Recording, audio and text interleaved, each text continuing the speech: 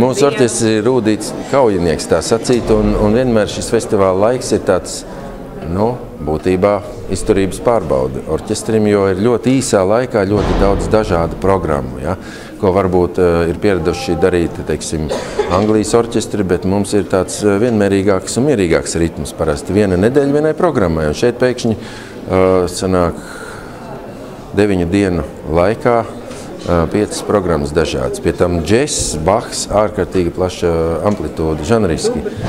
Dubra, jā, beigās un Killers, bet es domāju, ka viss ir kārtībā.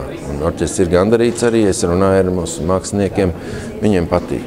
Vai ir sajūta, ka jubilejas festivāls ir aizvadīts? Es domāju, tā sajūta modīsies vēl pēc kādām dieniņām varbūt.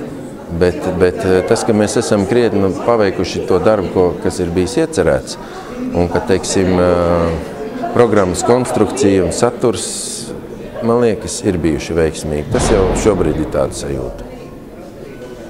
Un kā ar tiem instrumentiem, kas te uzradās tagad?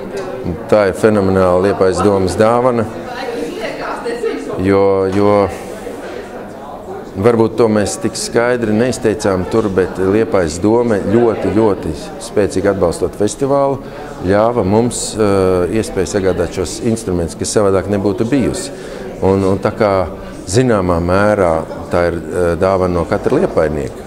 Tas ir par Liepājas nodokļu maksātāju naudu iegādāt instrumenti, tā kā mums ir vēl lielākā atbildība tagad liepainieku priekšā būt arvien izcilākiem. Un arī ļoti liels siltums sirdī. Un ko jūs ieguvāt tieši kā? Mēs ieguvām 3 ekstrā klases trombonus un 3 ļoti augsta profesionāla līmeņa trompetes. Tas bija mūsu, teiksim, kritisko vajadzību sarakstā augšgalā. Un kaut kā tas tā viss sanāca. Un paldies Uldim Saskam, paldies deputātiem, kas balsoja par šo atbalstu, zinādami, kad mēs varētu, teiksim, tad gādāt instrumentus. Ko jums vēl vajadzētu?